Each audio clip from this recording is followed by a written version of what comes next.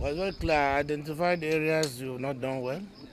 I also commended you on the areas you've done well. I think the only logical thing to do is to improve on the areas you've not done well. You begin to do well, and then also do more in the area you've done good. So NDDC is an intervention agency. It's not as if it's the core budget line to develop our states.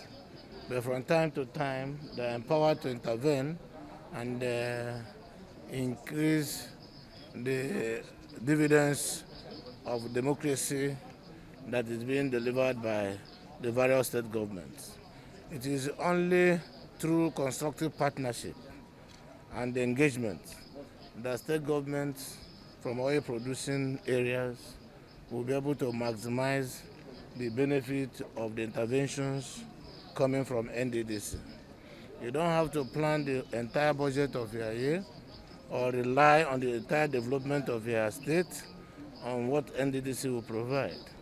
We have our various budget heads, but this 13%, which by law is an additional incentive given to us. Some states have used it to create oil community development areas, like in the case of Imo State is in Sopadek. So in addition, the operating oil companies are making contribution from the industry to NDDC revenue heads, inclusive of what the state government brings, the federal government brings. So all I think is that I advise citizens from oil producing states some kind of attitudinal change, remove violence from our system, bring in intellectual arguments and discussions to prevail, and then impact positively on the people. Above all, be more patriotic in the way and manner we go about our things.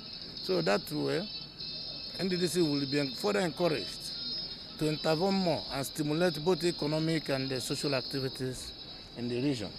This is a region blessed by God. Crude oil was endowed here by God, and it is left for us rather than sit back and maximize the benefits and the opportunities provided by this endowment.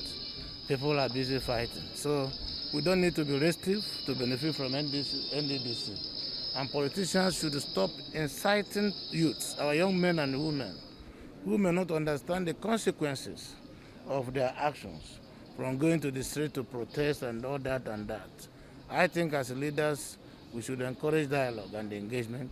If there are things that are not going well in NDDC, I must summon the courage to invite the leadership or the management to advise on the best way to go about it. All the governors from the region, oil producing states, constitute the apex body of NDDC. We are the Presidential Supervisory Council. And then we should be able to use that platform to make our contributions and then advise our people on attitudinal change. I commend him. He's a man who came from there. He has a complete knowledge of the place. He cannot afford to fail because that will mean a deliberate failure. So I think he is aware of the challenges before him, and we pray God will give him the wherewithal to deal with the challenges.